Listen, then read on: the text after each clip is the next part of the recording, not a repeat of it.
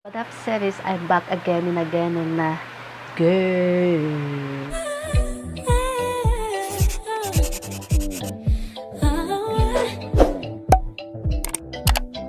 Guys, yun na nga. Nakikita nyo naman na sa ating title kung anong gagawin natin for today's video.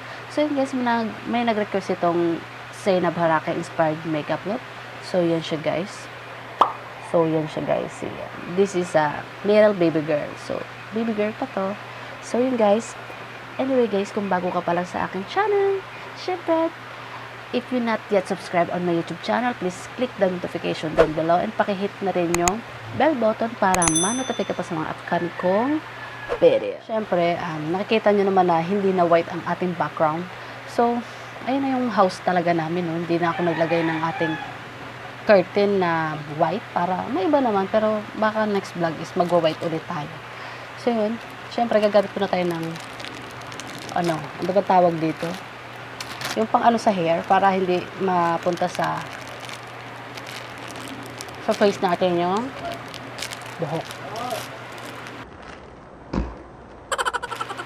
Actually, ano lang to, previous lang to sa in-order ko sa Lazada. So, meron tayong isang piraso. Parang walang kwenta naman today. Ano ba to? Yun. So, yan. So, first, maglagay tayo ng ating foundation. So, this is Sanye Ideal Face Foundation. So, ang shades nito is number 2 siya. Hindi ko alam po anong shades nito eh. Wala akong makita kung saan dito.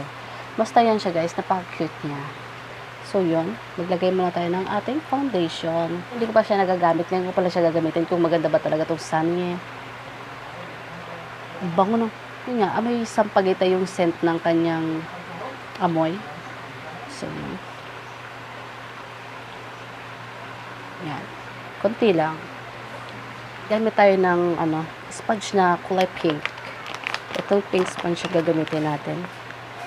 Matagal na sa akin itong nire-request tong look na to. So, ilang buwan nga tayong nawala. So, ngayon natin to gagawin. So, binasa ko lang yung sponge natin para mas kumapit yung foundation sa sponge. Mag-tap na tayo. Hindi ko alam kung ano talaga yung shades nito, but I don't know why. Yeah. Alas ko rin mag-makeup kasi mga nakaraang videos ko is yung last video ko is hindi naman related sa makeup. Yeah. So yun guys, panoorin nyo na yan guys. So, may makeup price list. So, panoorin nyo na yan. I-click nyo na yan guys. Watch this. I-watch nyo na yan. So yan, i-blend lang natin ng very maayos ang ating foundation. Bango talaga ng amoy niya guys, promise. Nasa 100 plus lang to. Bili na kayo, 100. Basta mga 100 plus, ganun lang. Hindi siya lalagpas ng 200. Napakabango niya. Tsaka ano na siya to. Full cover na siya. Guys, na-blend na natin ang ating foundation. So, proceed tayo sa ating next step. Color concealer. So, konting-konti lang. Kasi napaka-powerful nitong color na to. So, yung mga may mga dark spot na.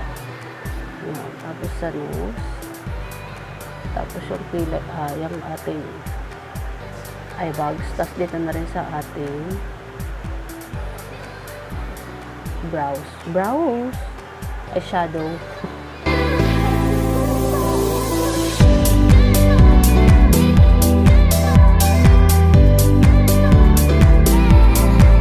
Tapos na tayo sa ating concealer. So, proceed na tayo sa ating Everbelena face powder fill with vitamin E. So, yan para siyang compact powder lang na ganun. Parang pressed powder, parang ganun. Siset natin yan kasi medyo malagkit. So, para maset yung ating foundation ng concealer. Gamit tayo ng brush. Tap-tap lang tayo.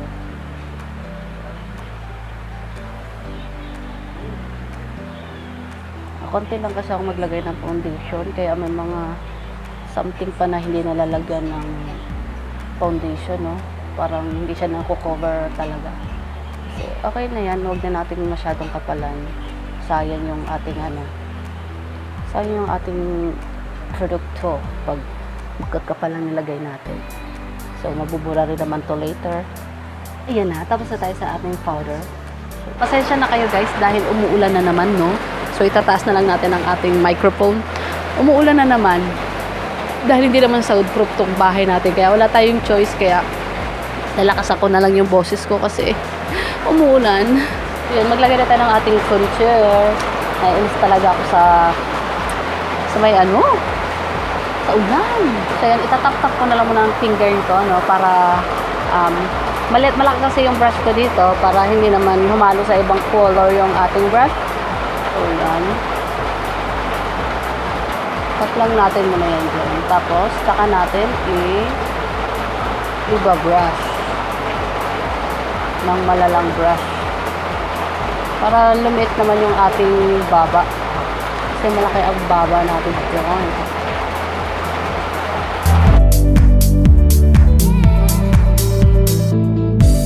So, ayan, sa ating nose line na tayo. So, dito na lang din ulit ako kukuha. So, ayan ang ating ginamit para sa ating contour.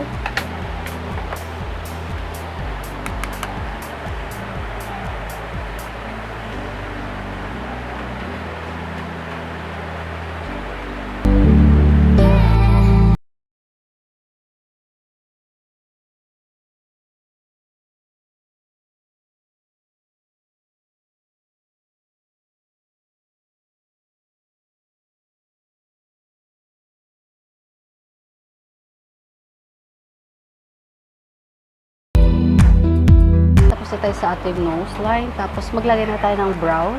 So, full color brows, ash brown, brown cream, ash brown. Number 4 yan siya guys. Kilay ni Sevi is mataas yung kilay niya.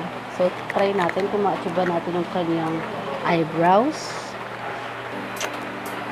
Let's do this.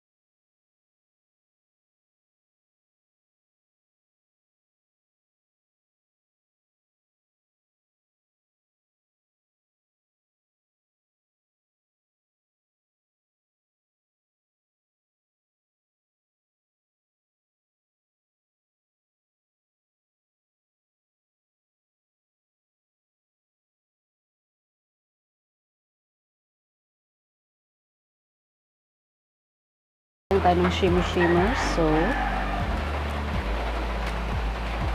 I will use this.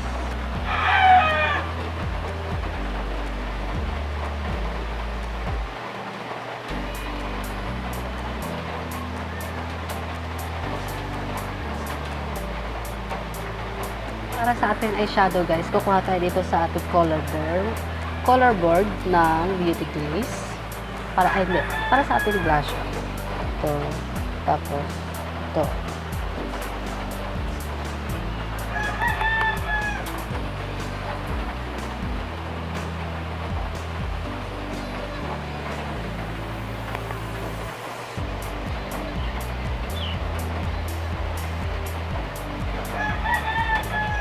Guys, tapos na tayo sa ating blush on. So, maglagay na tayo sa ating lips. So, ang lips ko talaga pinaka-hate ko sa akin. No? Sa part ng mukha ko, lips talaga pinaka-hate ko. So, lagyan natin ng concealer para magkaroon ng shape yung ating lips. Dahil ang lips natin is na pag-iiwanan dahil walang shape.